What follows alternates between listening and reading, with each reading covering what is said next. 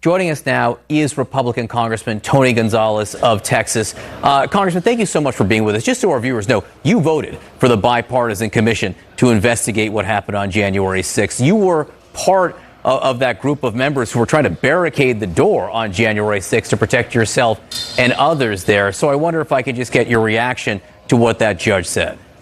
Look, January 6th was a terrible day, and it should never happen again, and we have to review that to make sure it never happens again. In the same breath, I don't wake up thinking about January 6th. I don't go to bed thinking about January 6th. I worry about securing our southern border. I get that. But just one more question on this. When your colleague Andrew Clyde says that the people who were walking around the Capitol was just like a normal tourist visit, how do you feel about that? That was a dark day in our history. We got to make sure that never happens again. I served, 5 years in Iraq and Afghanistan. That day reminded me a lot of the chaos that you see abroad. Should never happen here at our Capitol. And I covered the war in Iraq also. That wasn't a tourist visit. You and I both know that. Congressman, the Vice President, Kamala Harris, has announced that she is going to visit the border in person. Her first trip there as Vice President. She's been there before, certainly. She's going to go to the El Paso area. This is an area, broadly speaking, you represent the largest area of border of any member of Congress. What do you want her to see on this visit? I'm glad the Vice President has realized that the border crisis is real. I wish she would spend more than just a couple hours in El Paso. Ideally, this is the first of many visits. The border is very diverse. El Paso sector is different than the Del Rio sector or Laredo or Big Bend sector. The other thing I will say, too, is the administration needs to work with Congress. This isn't a Republican issue or a Democrat issue. We have to come together to solve our nation's problems. Securing our border are part of those problems. So ideally, this is the first of many visits that the administration makes. So and I know you said there are myriad issues here and it's complicated and there are different issues in different places, but if there is one thing that you think could come to light that she could see in this visit, what would it be? There's a few things, but the one thing that is just so eye-opening is the number of migrants that are passing away. My district's over 40% of the southern border. I recently visited with many of my county judges, and they were asking me for more body bags.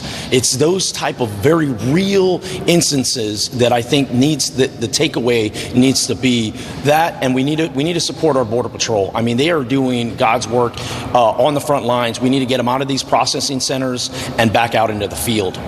We learned overnight that the man who's been leading the Border Patrol, Rodney Scott, is stepping aside, I think largely at the request of the Biden administration. There were some people who were surprised he stayed on so long after the change in administration. What's your take on that change, and what do you hope to see going forward there?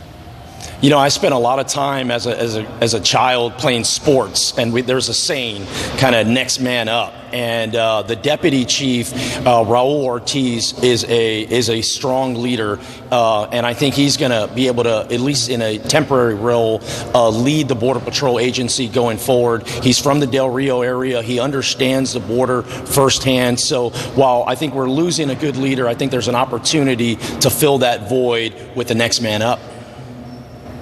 Last question. What's the Biden administration doing right, and what's something you think they could do differently on the border?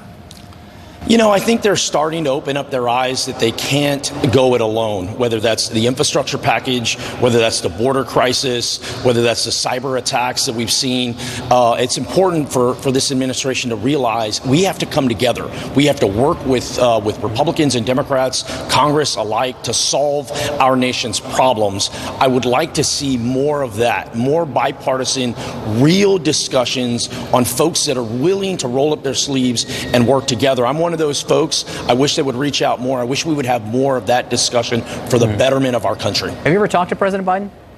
I have not, but I would love to. Congressman Tony Gonzales, we appreciate you being with us this morning. Thanks so much for joining us. In terms of bipartisanship, you might have an infrastructure deal, a bipartisan infrastructure deal to vote on coming up based on what we're hearing from Capitol Hill. So stand by for that, Congressman. Thanks, John. All right.